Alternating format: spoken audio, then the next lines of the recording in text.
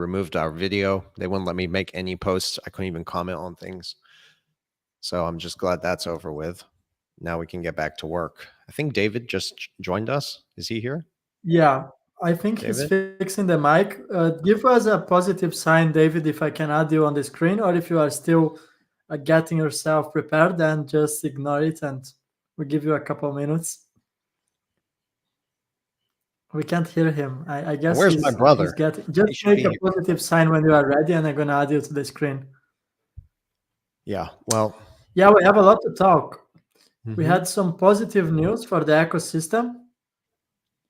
I don't know which topic you want to talk first, Versan. We didn't discuss an order of things today. It's very spontaneous. I mean, there's a lot to talk about. So, well, I mean, we could talk shortly here about what's up, David. Good to see you. Can you guys hear me all right? Yep. Okay, good. Perfect. Thank you for waiting. I was on the walk with Judy out there, and I hadn't looked down at my phone because I was in a coaching session. Then I'm like, oh, frick. Well, yeah, I have a call here shortly, guys. So no, that's fine. There's just so much to talk about. I don't know. Would you guys like to start with what's happening with the BRICS? I know that meeting is tomorrow, or you guys want to start with the BRICS is good. Going on with the meme coins. Meme coins, Musk, First Ledger, Musk. We can talk about anything. Okay. You know what? Maybe we should start with the BRICS, guys. That's what I've been focusing on, more of the geopolitical stuff. I'm too versed in this technical crypto space. Like, sure, there are more important things going on. Or not Versan? Is Vandal coming? Yeah, he'll be here shortly, I believe. Okay, all right. Feel free to send him a message. But okay, so we know that the BRICS meeting is taking place tomorrow. Yeah, and personally, we all know this, I think, but you can anticipate like significant updates on more dollar de-dollarization trends. Putin actually made a speech recently, a few days ago, and it was very revealing, but the devil's in the detail. And what he did was he pointed out that the combined GDP of the BRICS nations and, China, even what's going on there, that they have surpassed the United States GDP or the G7, the GDP of the G7, my apologies. And I think that was really a signal letting the world know that the BRICS nations have almost reached that point of financial sovereignty. And that's really just moving away from the reliance of the US dollar. And let's not forget, like, the sanctions are still piling up, and there are more on the way to attempt to bolster the dollar, right? Basically to prop it up. And all of this is really backfiring on the United States. But I think while the US continues to, they're struggling, the political class is struggling to maintain its grip on power. And what they're doing is actually offloading the burden onto the average consumer. That's us. And this is why inflation is surging. This is why everyday people are feeling all the economic strain more than ever. So I think it's just important that we ask the right questions. And there are critical questions that most people in the United States are not asking themselves, like, what have the BRICS nations actually been doing in preparation for this shift? One thing we can look at is the technology, and I think that's where Ripple ties in, blockchain payment systems into their infrastructure. At the same time, they've been amassing significant amounts of gold. So there's a very strong possibility that China could actually be the ones to introduce some sort of gold-backed currency, which would explain why the Chinese government is actually incentivizing their people to go buy gold. And it's funny because here in the United States, you don't see our US politicians telling the people to go stock up gold. Instead, they're telling you to go buy bonds while quietly buying all the gold for themselves. And I'm just telling people to consider this. And this all ties into the BRICS. But do you know why the United States is the larger debtor nation and why it carries so much debt? It's simple. It's because they don't ever pay their bills.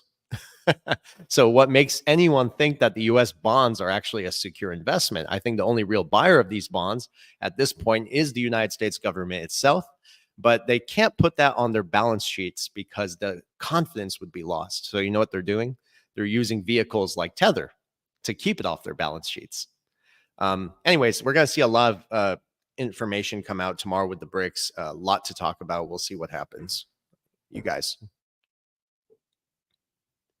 Well, for sure, China is not, like, when you take a nation like China, because you're mentioning how they're encouraging their citizens to buy gold, But not only are they buying gold as the refined commodity, they are gobbling up gold mines like crazy.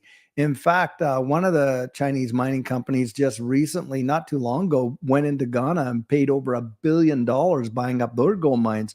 So they're not just buying up the refined supply as fast as they can. They're literally getting involved in the production of it. So to me, it wouldn't be surprising to see some sort of revaluation from the BRICS countries when it comes to their currency backed by something that people trust. And of course, people right now, I mean, even in the United States on a retail level, you cannot keep gold in the stores. Costco tried that whole gold thing. Boy, the moment they get some in, it's gone. Like bang. Physical demand is insane right now for gold and silver. And primarily gold, because in a lot of these, Eastern countries, Middle Eastern countries, and the Southeast and things like that, China and Japan and all that, they don't really accumulate silver the way the West does. They don't use it like a monetary instrument like we have or anything like that. But I'll tell you, man, are they gobbling it up? And when you think about that too, you think, okay, the central banks are betting against their own system by going out there and accumulating gold at such a rate while they're turning around and like you say, encouraging us to buy T-bills, which basically is buying debt. Let's be honest, that's exactly what it is. Right. And the chokehold they have over this whole system under the current, because they're destroying the purchasing power. I mean, we've talked about this ad nauseum, with the amount of new notes that are, well, and it's not even printed money, of course, it's digital money, but what they're adding to the ledger for the US dollar. I mean, who really has genuine confidence on a global level in the US dollar? Not many. Even our allies are not even, getting on board to the degree they once did. So that says to me volumes. Very good point. Edo, your thoughts. And by the way, when you're done, Edo, I want to play this clip that kind of supports what we briefly talked about here. Yeah, that's fine. Thanks, Versan. Great insights. And I want to bring a bit of an European perspective. And just last week, the European Central Bank has lowered interest rates in a quarter point, just following the US policies, right? And they call inflation under control. That's what they are reporting on the Euronews and mainstream channels. However, you can ask anyone in Europe and you can verify that that information is not accurate. Inflation is not under control, and the purchasing power of the average citizen is going down drastically. And I just feel that myself. I mean, it's not only in Greece. I live in Greece, but I am from Italy.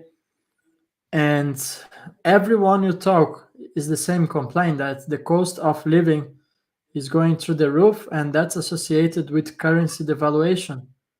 So you might think it's only the US dollar that is losing power, but that's a global trend that's affecting specifically the US. Europe, most of G7 economies are highly affected, and the dominance is fading away for the US dollar. And I would argue that Euro is doing the same fate as the US dollar. And we have to ask ourselves why central banks are following the same policies.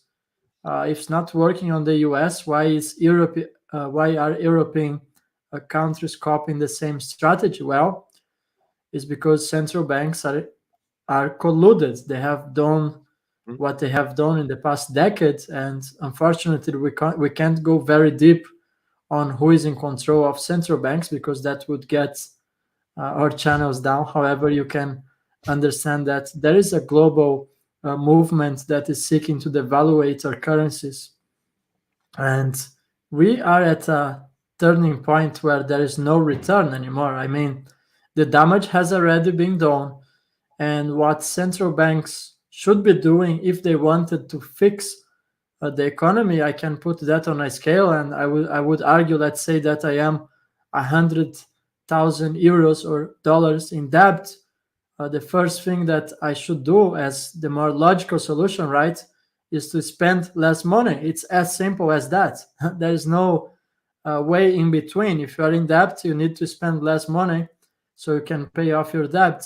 But that's not what the central banks of both United States and European countries are actually doing. They are incentivizing more spending, which is just delaying a natural process of losing, sorry, not losing, but shifting away from the US dollar as a reserve currency, because the trust is already broken. Nobody trusts the US dollar anymore. That's a fact. And the central bank policies are not either trying to fix the situation, they're just making it worse, while simultaneously lying about the inflation numbers, which are, I promise you, every time you go in the supermarket, it's up 5% in the month. If you look back 1 year ago, I would argue that it has doubled. It's 200% increase in less than 1 year. And they are telling you on television that inflation is like below 2%. So that doesn't make any sense. And Versan, you can go ahead and play the video. Well, how many times have I called you, Dave? And David, sorry. And no said, problem. David, you're not going to believe how much money I've spent. I spent like $500 at the grocery store getting a small bag of a few items, but good quality food, because I can't put toxicity into my body. So no, that's right. Well, the government, doesn't treat debt the way you and I would treat debt either. Remember, their biggest temptation is to inflate their way out of it. That's right. So that's the whole. They're trapped in their own downward spiral now. The thing is this: I really do believe they know it. I 100% believe they know it. And in behind the scenes, and what they're keeping out of the majority of the public eye is the infrastructure that they're putting in place to replace the system that they're outright destroying, and they're doing it on purpose. That's correct. And so that's the thing that people are not seeing. They're not looking behind the curtain. And of course, what they care about is, like you said, Edo, and that is that, they go to the grocery store and they see the prices are higher. They're just trying to make it. They're just trying to see if they can stay afloat, keep their head above water. And of course, easy money. Like, a lot of people don't think about this, but when you go to apply for a credit card and you're doing it through any bank or anything like that, it is ultimately the Federal Reserve that gets to approve that. It is not just the bank. And if you're involved in the banking system, you know that is an absolute fact. So play your video clip here, because I think it's going to be important. But that is a distinction as to why common sense says, hey, you would reduce your spending and reduce your debt. But that's not the government's way. They're going to inflate their way out of it by destroying the purchasing power of the dollars. Yesterday's dollars are going to be worth more than because they're printing. Tomorrow's dollars are going to be worth way less to pay off yesterday's debt, that kind of thing. Anyway. Yeah. Well, now that you put that out there, I have to put a thought too. But for the community to understand really what this boils down to is what's happening in the traditional monetary system. So dollar liquidity, that's what it comes down to. And dollar liquidity is plunging, meaning there isn't even enough money in the system for the government to fund itself, no matter how much money they print. Debt is out of control. And then there are other systemic issues that really tie into this. What you were trying to say, Edo, is how all other currencies are still tied to the dollar because the dollar is still the reserve currency. But again, the most critical aspect here is dollar liquidity and then currency cycles. So because the US dollar has been the world's reserve currency for a long time, currency cycles do come to an end. And the dollar's purchasing power is not what it used to be. So naturally, on that basis, liquidity is going to dissolve in the dollar. So on that basis too, you have institutions and governments worldwide who are looking for a reserve currency that is a substitute where it could provide that liquidity, not just liquidity purposes, but also as a medium of exchange. And another critical question, a store of value. What is a store of value? If it's not the dollar anymore, we have to ask ourselves, where do we park our money? And that's really one of the complex issues in this space, is that they don't want to hold the dollar. The price of metals is still being rigged, and they don't see that they can actually get return in there. So, I mean, I understand, but we have to look at what the 1%ers are doing. And the institutions are buying up gold, physical gold, and they are using some of these technologies. And that's what we're going to get into here shortly.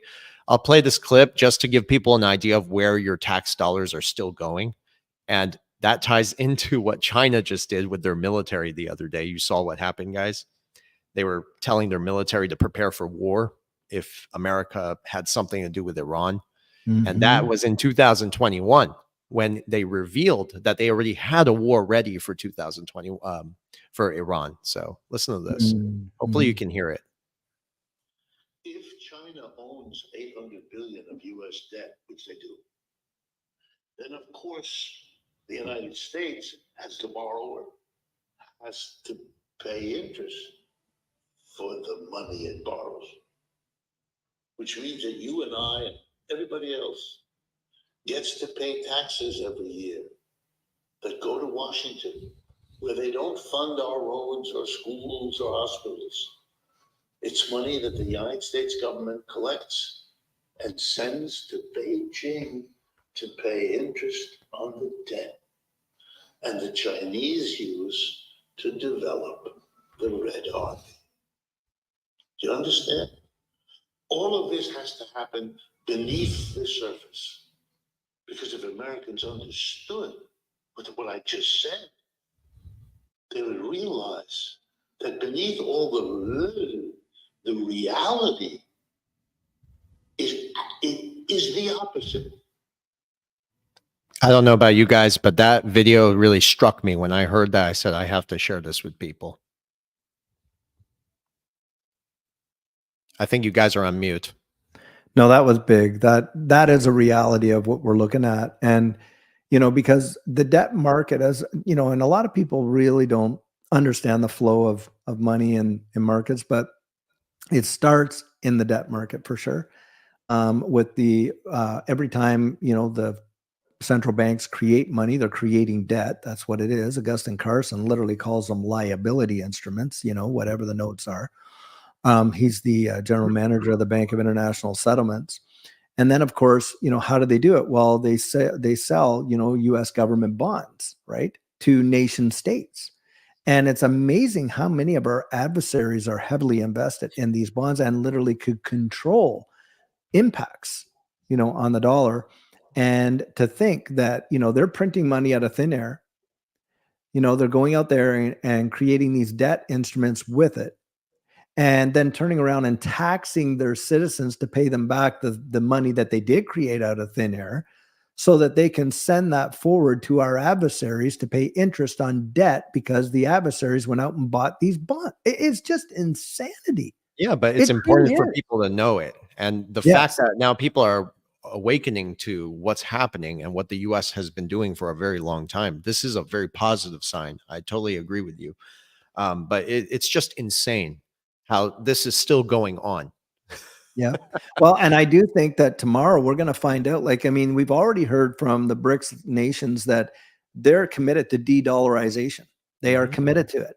And I think what they're going to start presenting is, I remember when the European Union, we're all discussing the beginnings of the euro. Well, I think we're going to definitely see a currency traded among these nations, and they're going to take themselves out of this whole situation. Sanctions are no longer going to be tolerated by them. They're going to remove themselves from this current financial system. It's probably and more than likely based on distributed ledger technology, but backed by some big time commodity instruments like all the gold accumulation that they're doing. And think about this. This is absolutely mind bending. But do you realize the enriched uranium that the United States needs to keep its infrastructure for electrical power going? It comes from Russia, the majority of it. Can you fathom that?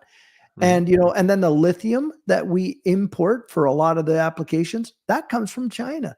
These people could literally put a stranglehold on this economy. And most people think that, the US, they're too big. Are you kidding? Yeah. They are not that big. They could literally be chokeholded. And that's why I think we're being marshaled into a new third go around with, you know what I mean? That's well, they don't have a choice. They've been cornered anyways. And now we can tie this, I guess, into the digital infrastructure, what's happening. A lot of news. Edo, would you like to begin? I know you were doing a lot of research. You put out some very good tweets the other day as well. Can you provide that insight? Yeah, so we can tie I think there is an intersection between what BRICS nations are doing, distributed ledger technology, and gold. And well, that comes from Kristalina Georgieva, the head of the IMF. Probably you are familiar with a clip of her where she has said that CBDCs that aren't backed by anything tangible, are just a repackaging of the current system.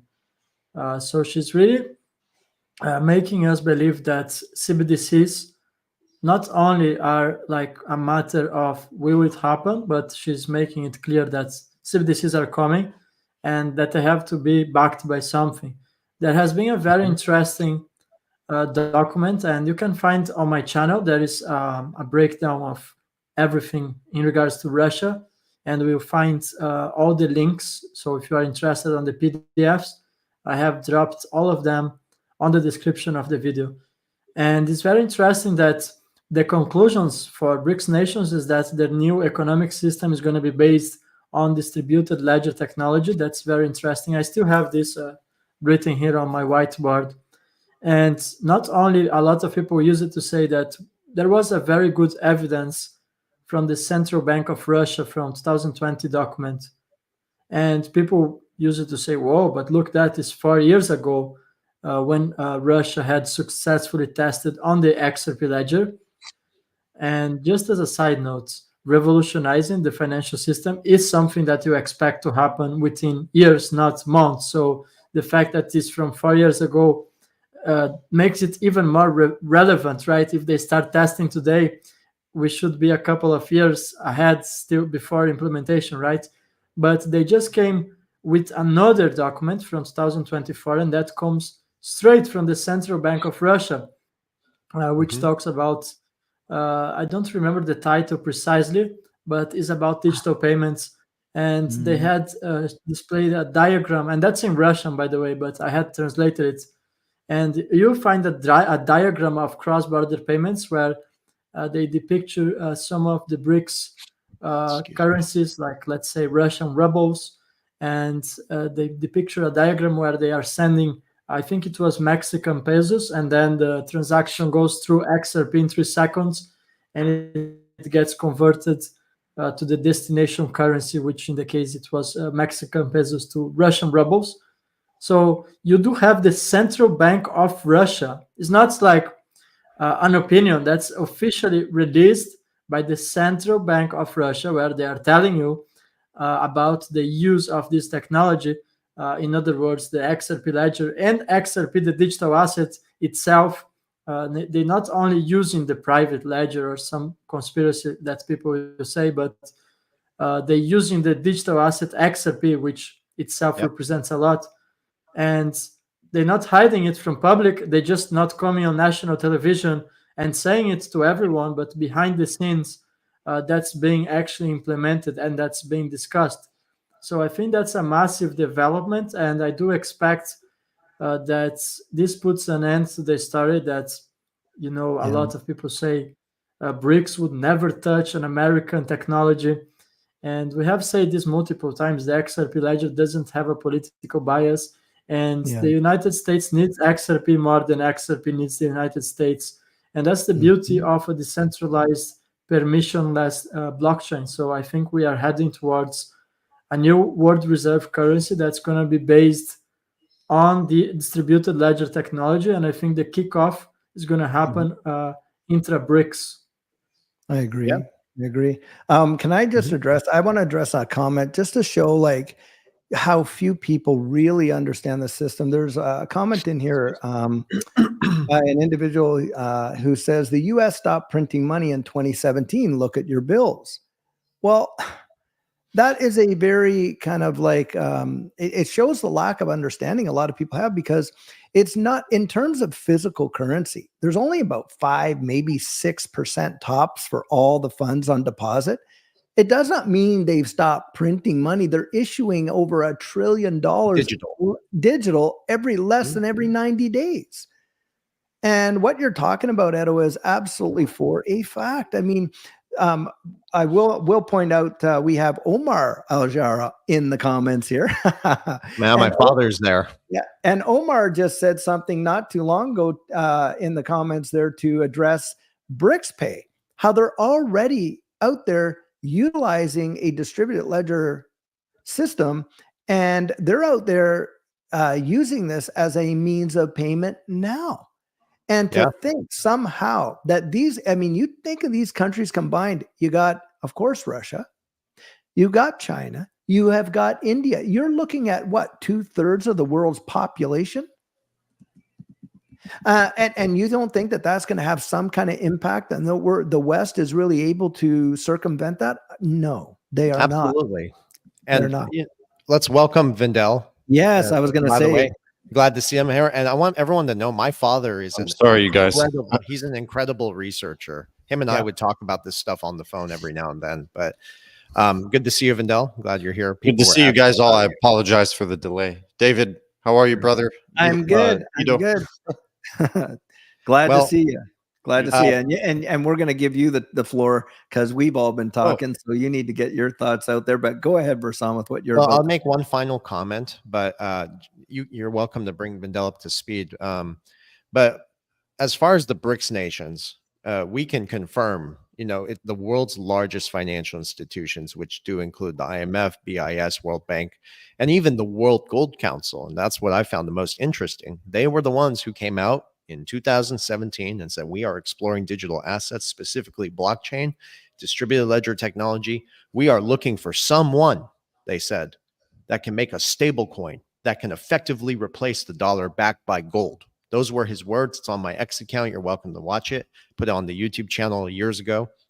And then you look at what's actually being done on these networks. The issuance of stable coins can, right now on the XRP or on the Stellar network, I think you're going to see the issuance of stable coins as far as a basket of currencies, a basket of commodities, what I'm trying to say, which is then pegged to some sort of currency. So all of this is actually playing out in real time. And when you do the research, and we've put this out there so many times for everyone out there to do their own research as well, you find out that once again, Ripple is the technology that's been adopted by these institutions. Now, Ripple uses a digital asset called XRP. What does XRP stand for? Most people don't even realize. XRP actually stands for Cross-Border Remittance Protocol. It's the protocol. That's where the value is. Anyways, we'll explain that some more later. Yep. But no, and the X, it designates that no it's political agnostic. bias. Yeah, correct. it's agnostic. It's not tied to any one country. That's correct.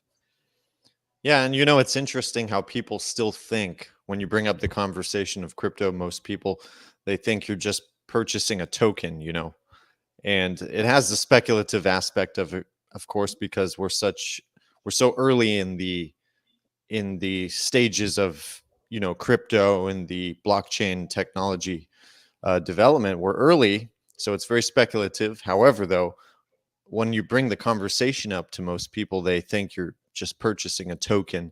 So I think you guys really hit home the point when you talk about the protocol and the blockchain, which is really the fundamentals and the foundation behind it. Important for people to understand. By the way, did you guys already discuss Elon Musk's response? No, I was going to play that clip here shortly. Okay, we got to talk about play that. So it's so funny because his body Let me get it. language and the way he answered the question, it says a lot, So, yeah, this I think was just yesterday. Yeah.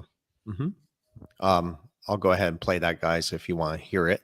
I also increased the audio. There was not one person out there who took the time to increase the audio for everyone to hear, so I went and did it. Listen to this. I hope you guys can hear it. Towards crypto under this administration, do you envision the XRP ledger being incorporated into the financial institutions in the future? Well, I certainly can't speak to any specific crypto, but I do think that the sort of cryptocurrency is an interesting and probably valuable bulwark against a centralized control. He's talking about the protocol, just so you know, when he's describing that last part. Cannot comment on a specific currency, but I can talk and tweet about Doge. I can tweet about Bitcoin. I can talk about it, but I can't talk about XRP. And it's interesting because even a lot of the guests that have come on our show, Vindel, how many times have we talked about this off camera, Vindel and I? We'd be like, did you notice that, they're very hesitant? And even one of our friends, Clive Thompson, he switched his stance, and a lot of people commented on this. So there's always hesitation for some reason by these experts and these guys for Bitcoin and Well, for XRP. what are you going to play what else he said after that? Because he basically says this, okay? You can watch the rest of the video, anybody watching. He says, this is not an endorsement for XRP or neither a non-endorsement of XRP. But if you pay attention to the way he was very careful with the words he chose and how he answered the question, I mean, any body language expert can tell you that there was some nervousness and anxiety going on there, and he was being very strategic with how he answered the question, probably because the big dogs up there are watching him and saying, hey, be careful what you say, buddy.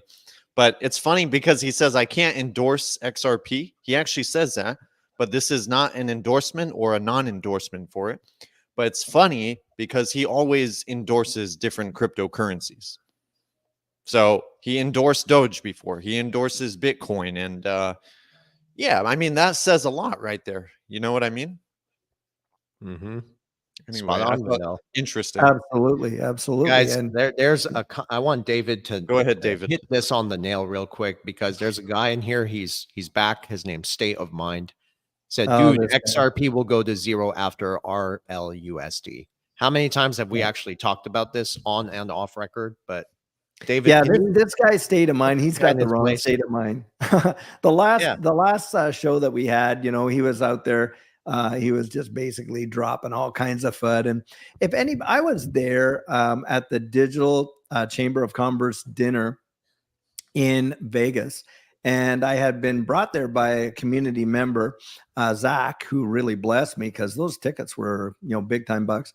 Anyway, I was less than 10 feet away from Brad Garlinghouse, who literally explained, he said, look, if you think that because we're going with RLUSD that we've abandoned XRP, then you've lost the plot.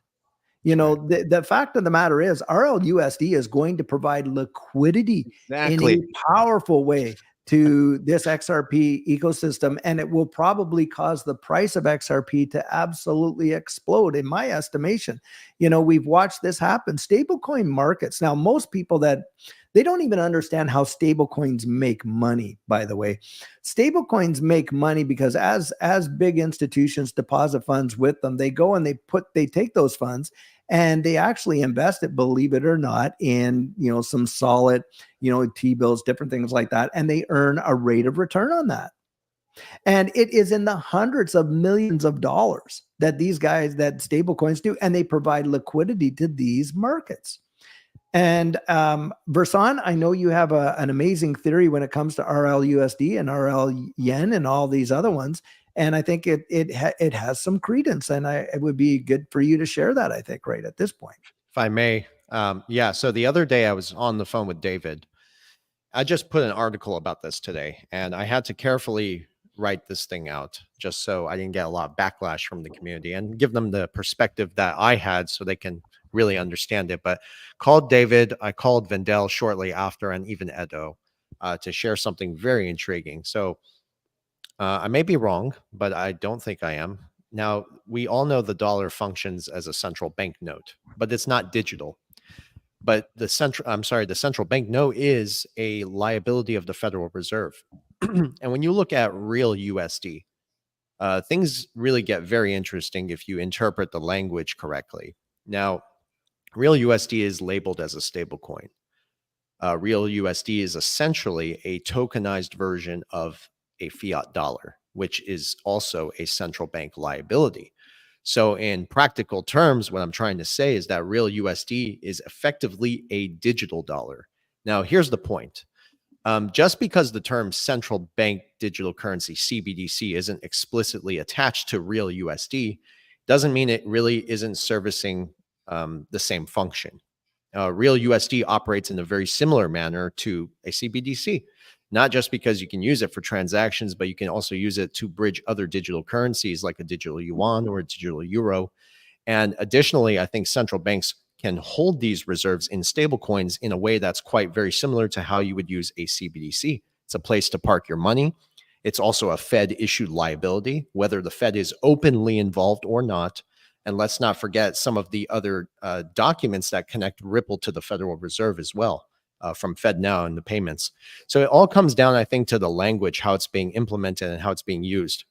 They're writing, I think, the terms in such a way that most people don't understand what's really happening beneath the surface, because the phrase CBDC has built up over the last 4 years such a negative reputation. And I think it's very possible that CBDCs are being rolled out regardless of public perception and just under a different label like stablecoins, because they can effectively do the same thing which a CBDC could do. So it's very possible that real USD is the CBDC. And just another way to reiteration to remind people why you need to hold physical assets like gold and silver. But it's a theory. I don't actually have substantial evidence to support it, but it's all in the language. If you understand how to interpret the language that these banks are writing out in these documents, then you could really, I think you could break the ice on that. May I add one thing to what you just said, and then Ido and David, you can take it off from here. I just want to add that there's this misconception, and people think that stable coins are inherently like 100% unprogrammable. Basically, in other words, they think that okay, only a CBDC is programmable and surveillable. But the fact of the matter is, if you actually look at the tech, a stable coin and a CBDC both have that programmability aspect to it, and surveillability, which means they can be controlled and monitored. So they have that aspect to it. And Whitney Webb, a highly notable journalist, actually dug into great detail and depth on this subject and exposed it for the facts that it is, you know. So very interesting there. And I feel like it's funny because a lot of people want to kind of ignore that fact.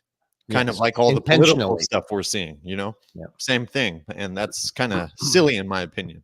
You got to look at all the data subjectively. So, yeah, it's also intentionally being disregarded.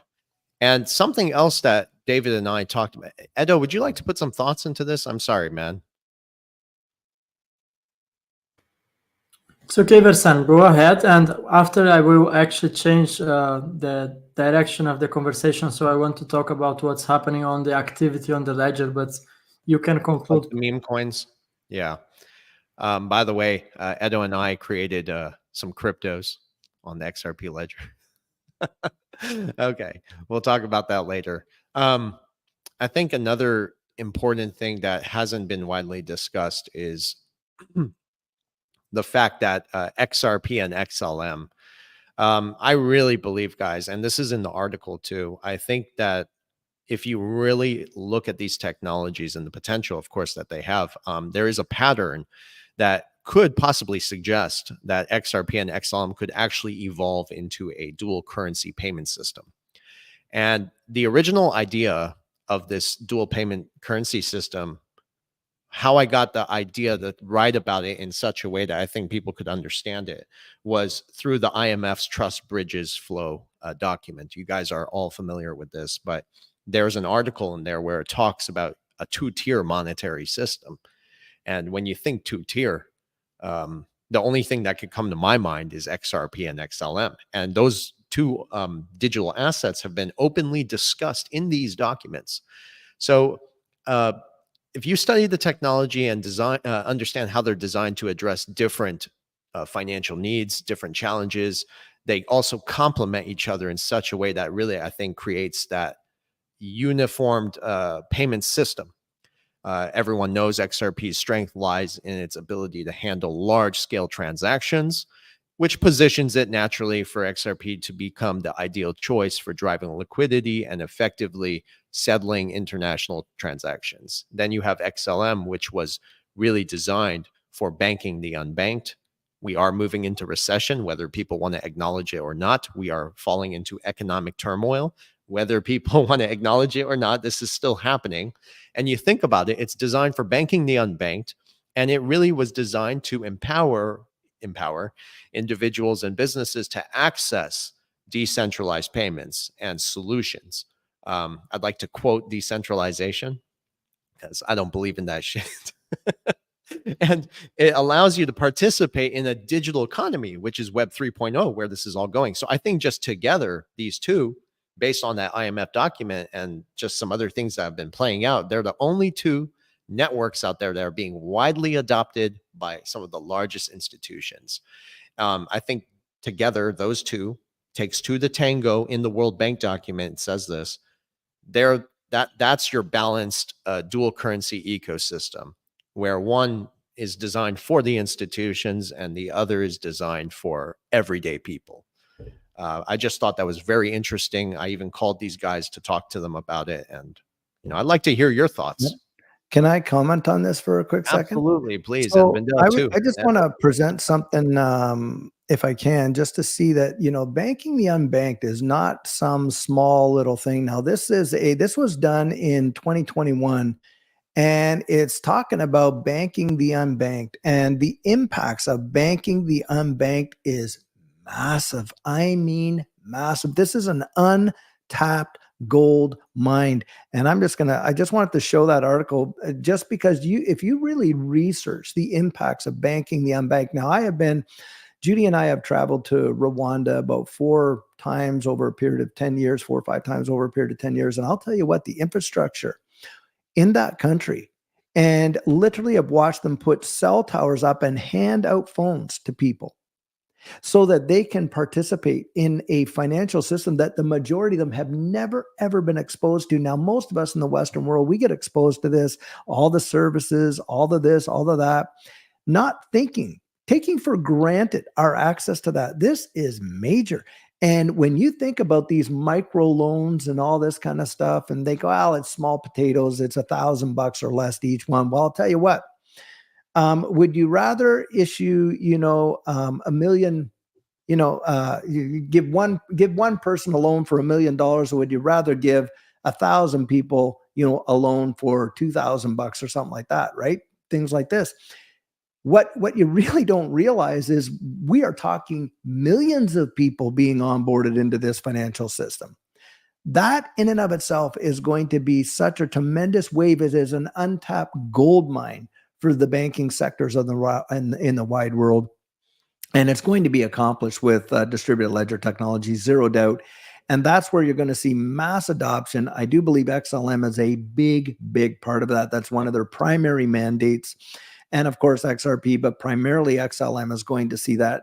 And to think that you can pick some of these assets up for under a dime right now, that is mind-bending when you consider the impacts of what it's going to be in the future, in my estimation anyway. I totally agree. My God, I have so much I want to say, but I got to let others speak. Go ahead, brother. Yeah, there has been one development that is flying under the radar. Have you guys seen on Meridian 2024, that's the convention for Stellar that took place in London last week, and they just announced a partnership with Stripe. So I think that's absolutely massive because Stripe is the payment system that X actually utilizes to pay its creators. And we know that there are several connections of Elon Musk to, how is the name of, sorry, I got a brain fog. Versan, no, I didn't sleep a lot this weekend. The company of Jed McCaleb, if you guys might remember me. It's SpaceX with... Oh, I know what you're talking about. I forgot the name of it. Yeah, so they have a... Okay, in there, so Elon Musk has a partnership with Jed McCaleb, okay? And now we have confirmation that Stripe is partnering with Stellar for digital payments. So what do you guys think is the next step, the next logical step? Well, for me, XRP maybe to adopt Stellar for digital payments. I think that's massive, and I think that's going unnoticed, and that's aligned with what Versan was explaining before. Also in the IMF document, it always comes down to XRP and XLM. Like basically, share your are you talking about VAST? I was going to say real VAST, quick. Yes, VAST. Yes, VAST. Yeah, every digital trace seems to come back to Ripple. Every digital trace. You look anywhere, it always leads back to Ripple. Sorry to interrupt, man. Please continue your thought. And yeah, someone in the comments has pointed very well. Stripe they actually own 2% of XLM supply. So what are they planning to do with that, right? 2%. That's a fact. It's not even speculation.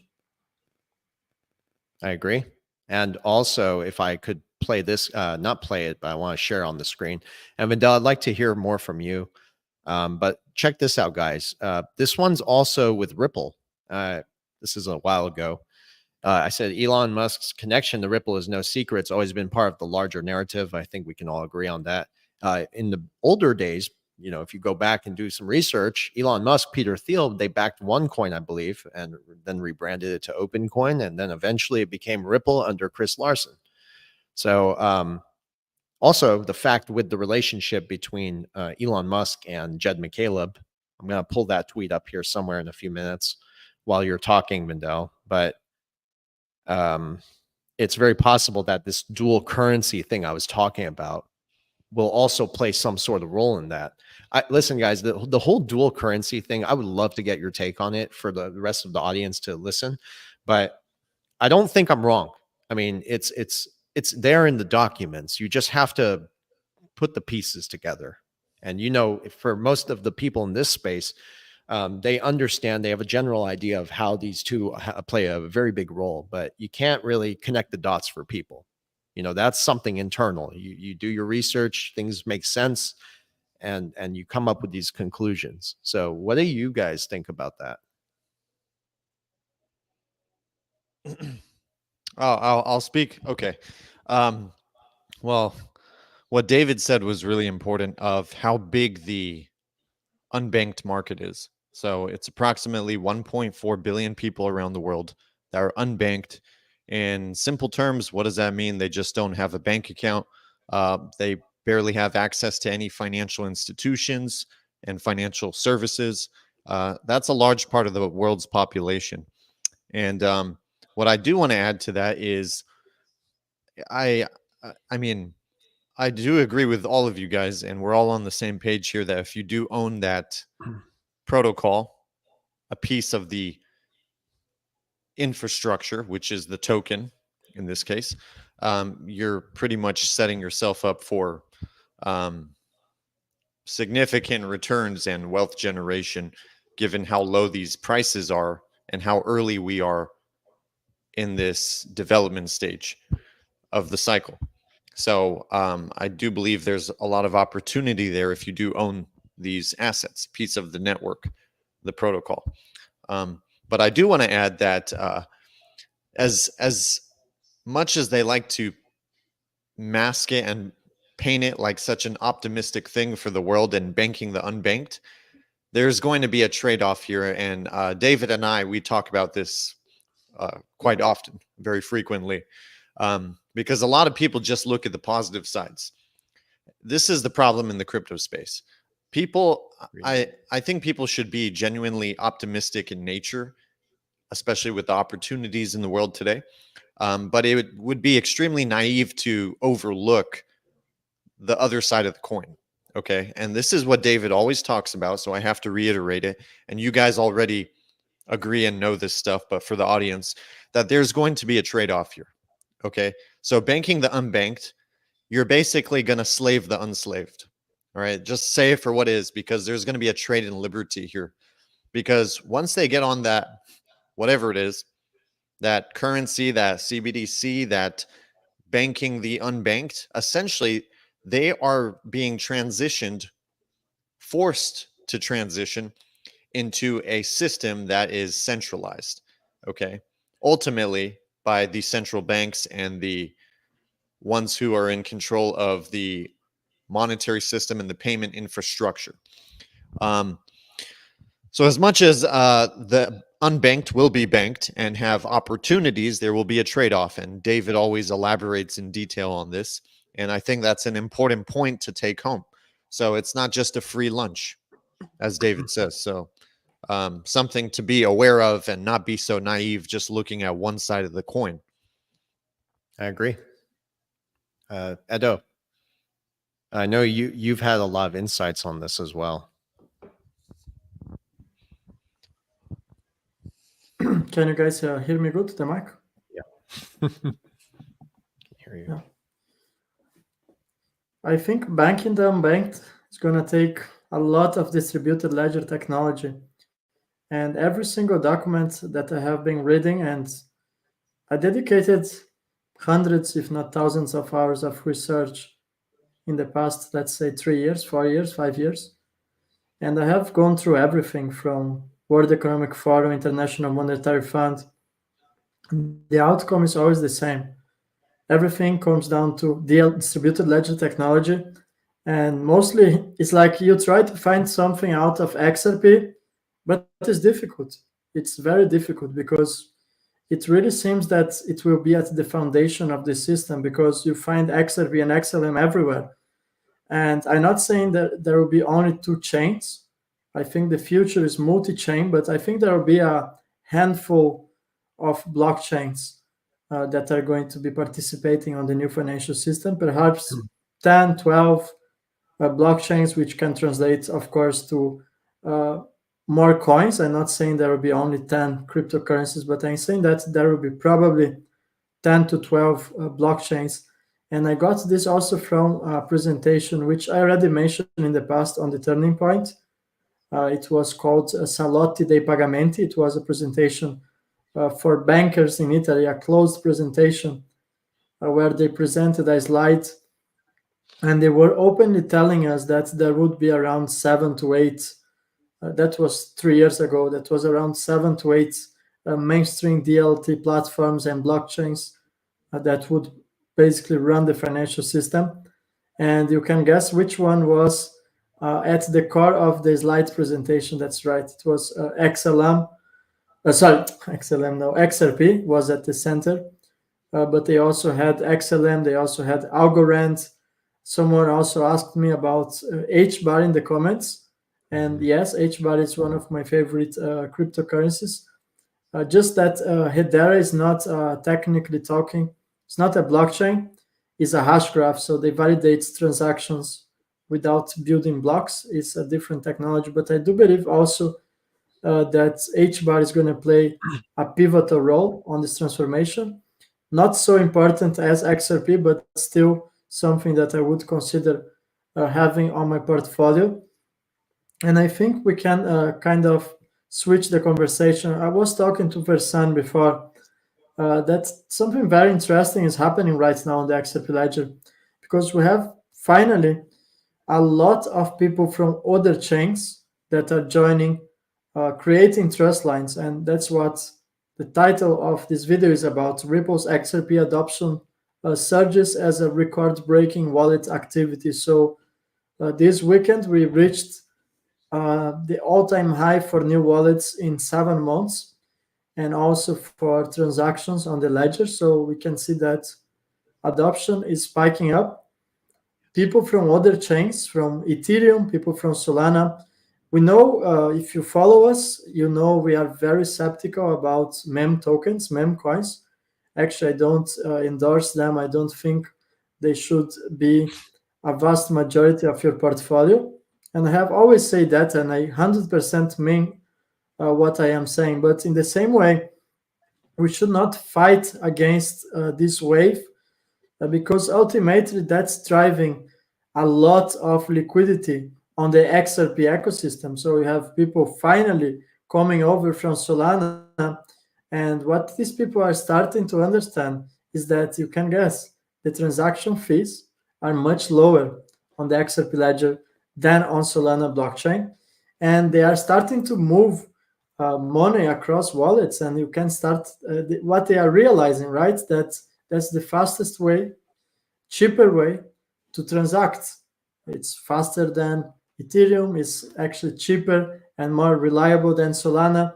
And once these people are actually coming for some whatever reason they are, most of them are coming because they found there's a new wave of meme tokens on the XRP ledger. But what happens is that these people end up here for the long term, because they understand, wait a minute, this technology is actually superior to what I am used to. And once they go to XRP, they can't go back to the previous technologies, because they just realize, why should you be paying high transaction fees? It's true to this day that most liquidity for DeFi is on Ethereum, but I think this can be the brick of a brand new transformation, a change on the paradigm that can be, in my opinion, a game changer for the activity on the XRP ledger and also a catalyst for adoption. And I would like to hear your opinion of the three of you. Well, if I can go quick, and then I might have to jet, but I want to throw something out there because Edo really makes a big point about the adoption. And I think if we can even, kind of piggyback on what we were talking about before about banking the unbanked. Something that I want to share here. Let me just see here if I can. Right here is this. So this is SpaceX's website, and when you look at it, it's inviting world's carriers to collaborate. No more dead cell phones, because of course SpaceX. And when you go to Starlink, I mean, they're second generation satellites. Their goal is to literally have no place on Earth where you will not be able to get a signal. Now, my belief is, and by the way, this is Jeb McCaleb's VAST, who is interacting and integrating with Starlink and with Elon Musk. I'll just stop sharing that. But my thinking is this. Look, they are going to make it so that it is practically seamless. I do believe that down the road, high-speed internet is going to be free. It is going to be free. And we are going to see a situation where there's going to be mass onboarding and adoption of practically every person on Earth into these ecosystems. XLM is going to be a big part of that. Of course, XRP is going to be a big part of that. We're seeing, new applications that are exciting for us that are in this space, but the big onboarding and adoption is going to be the integration of every human being on Earth into this new financial system. Digital IDs are going to be a part of that. And, you even got Canada proposing right now. Now, get this, if you can imagine, rather than issuing, taking your baby's footprint or that, they want to go out there and they're throwing out legislation right now to see whether it'll get approved of chipping infants as they're born. Yeah. And so all of this is going to fall back on distributed ledger technology so we can see where the future is going, and the onboarding and adoption is going to be significant. Institutions are already biting at the bit to get into this space big time. We're watching probably one of the biggest evolutionary changes for the way monetary instruments have worked in the history of the wide world. Does that represent opportunity? Well, yeah, I believe it does.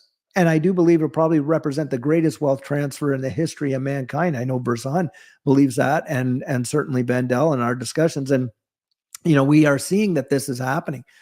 And the trade-off is, yes, you will have, better availability for this and that, but it's going to have impacts on the way the world works. And so I just want to throw that out there. That's my last comment because I have to actually split. But you know what? I think that what's coming is going to literally mesmerize people. They have not even fathomed.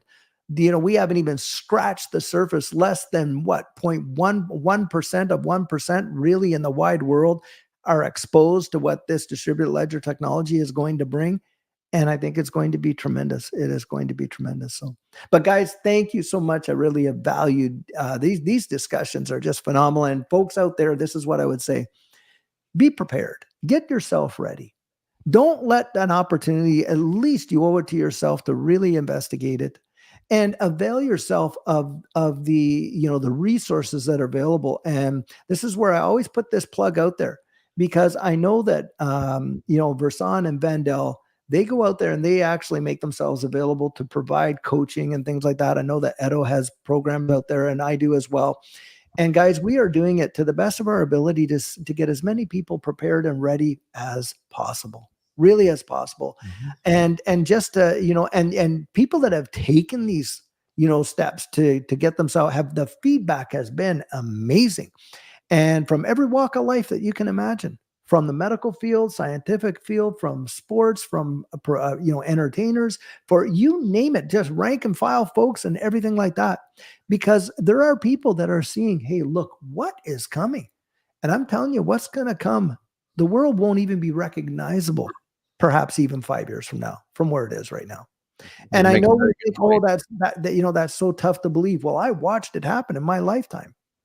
These smartphones, they came out, 2007? Now from a kindergartner all the way to people in the old folks home, everyone's got one. It's true. Yeah. I mean, very if early. I can also say, you know, with the Elon Musk, his narrative is very interesting because he is trying to get satellites all over the world.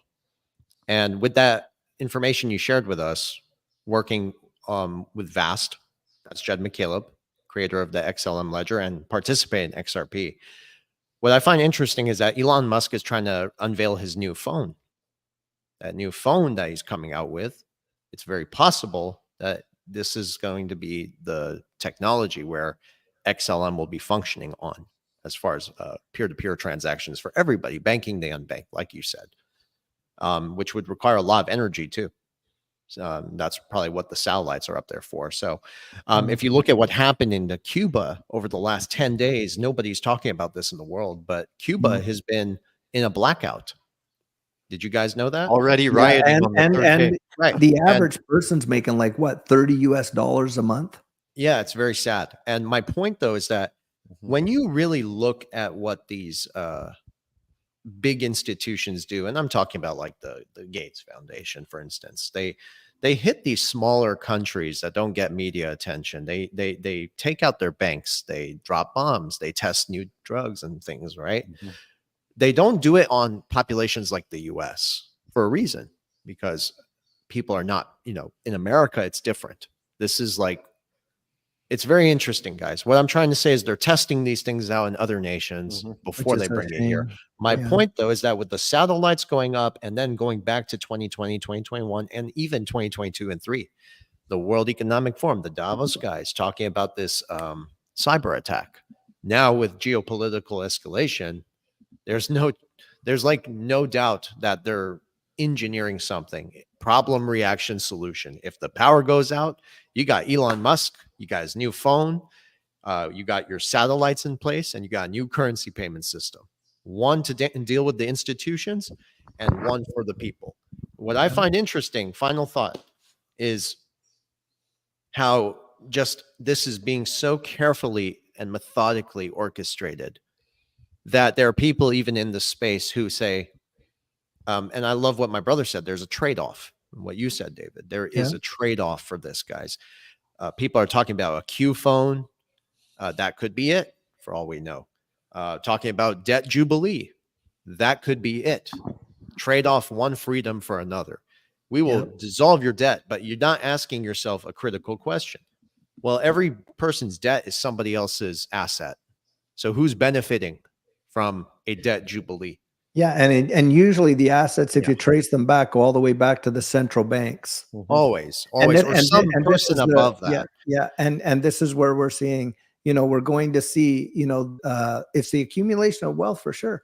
But these guys, they want to be the basically the lenders and the issuers of only resort, not even just last resort. So, But that's anyway, why you want to guys, hold XRP, because when you're holding something like XRP, you know, the way I see it is you are essentially holding a key to the global money supply or the global total value Right. of where all of this is going.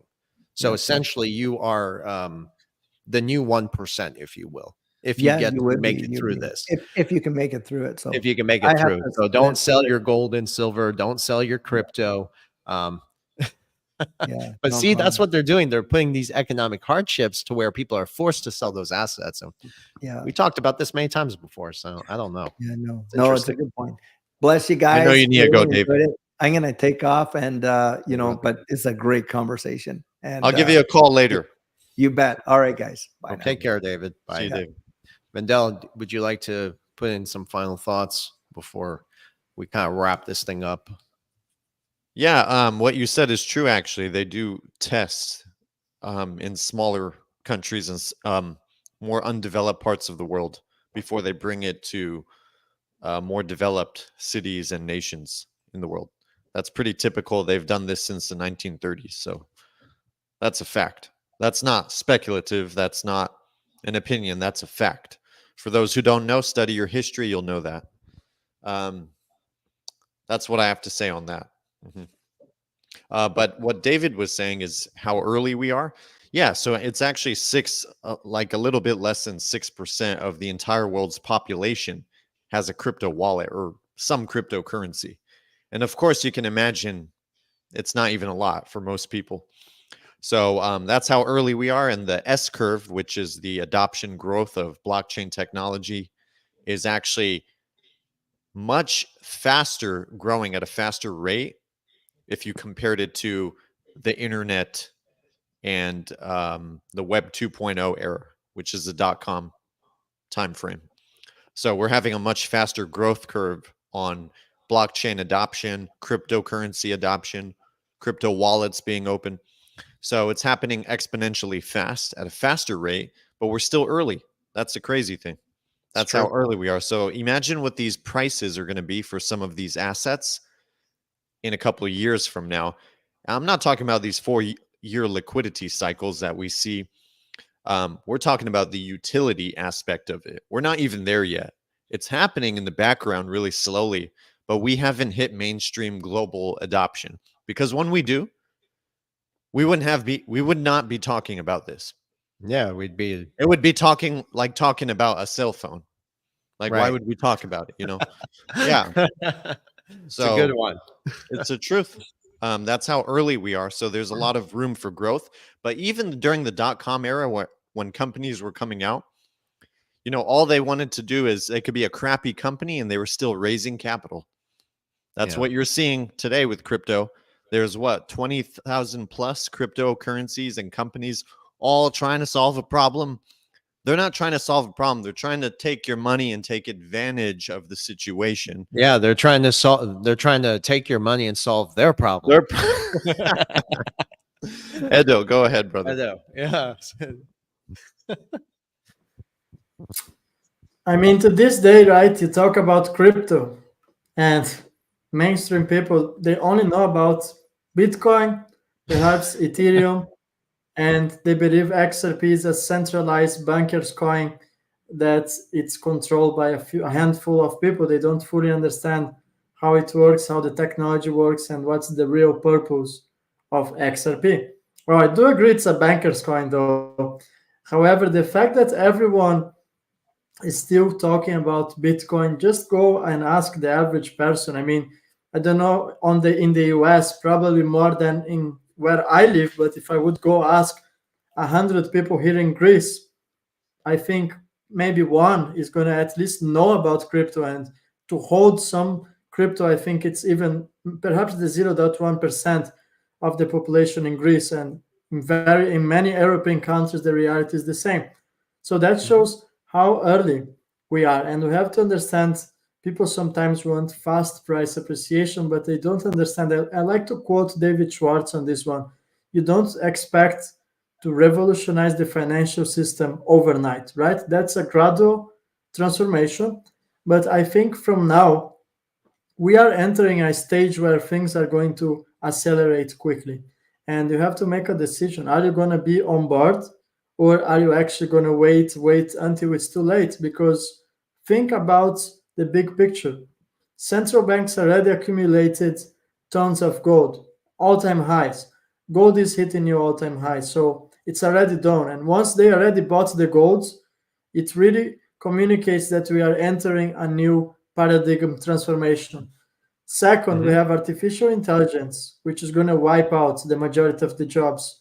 And that's going to happen quickly. We have Elon Musk last week has just released new machines that can basically outperform 90% of the employees, right? You have why you need someone to work at your restaurant if you have a robot that can work 24 hours a day, doesn't need vacations, and can basically do everything without sleep. It costs $20,000 to purchase such a thing. It's already a reality.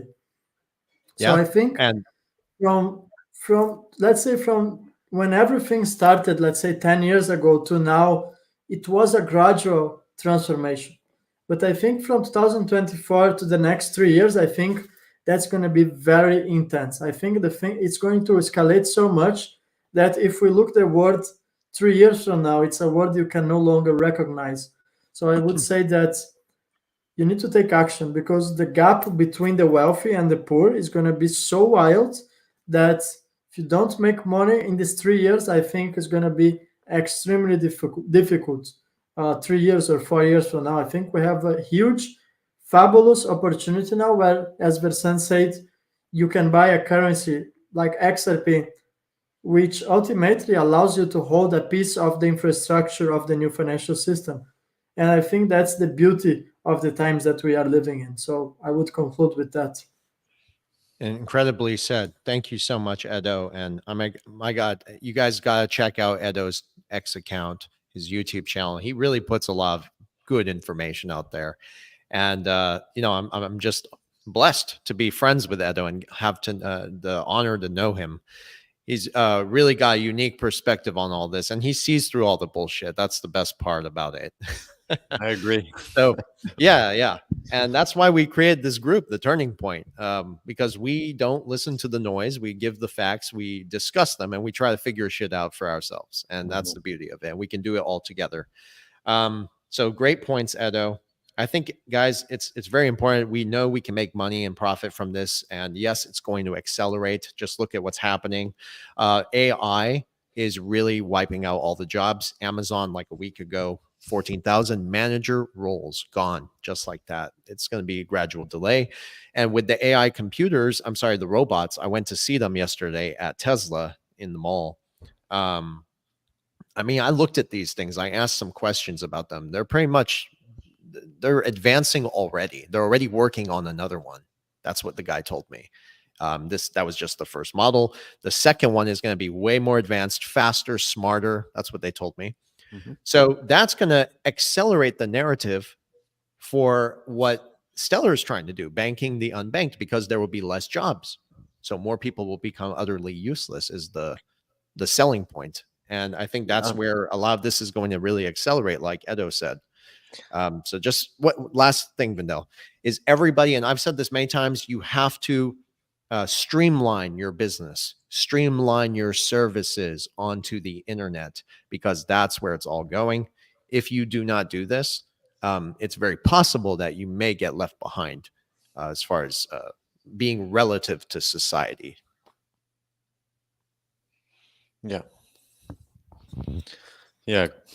I agree. Yep. Anyways, yeah. So those are my final thoughts. I do have to go here in a few minutes. So anything else, guys, or can we wrap this up? I think we covered a lot of ground. Yeah, we can think wrap we it cover up. a lot. Thanks everyone for the kind words. I appreciate coming from you, Vandao, and from you, Versan. And I heard a rumor that next week we're gonna release the Turning Point meme coin. I'm joking, guys. If you see He's not anything joking. related to us, it's not created by us. Yeah, about that meme coin, I guess I'll let people know. I did see it in the comments. We created a few. It was fun. We wanted to experiment, see what it was like to actually create a meme coin. I came out with a meme coin that pissed off a lot of people in this space. I'm not going to talk about it, but some people got really angry about it because they didn't get to it first. I'm sorry. Okay. But yeah, it was fun. It did cost me about 1,500 XRP to issue the meme coins. It was very cheap, but the thing is, I wanted to put my own money in there before letting people speculate on it, I guess.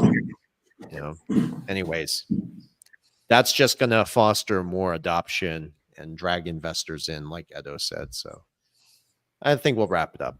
Thank you, guys. I appreciate all the support. Thank you, everybody. Yeah. Thank you, everyone. Please be sure to support our work and follow us.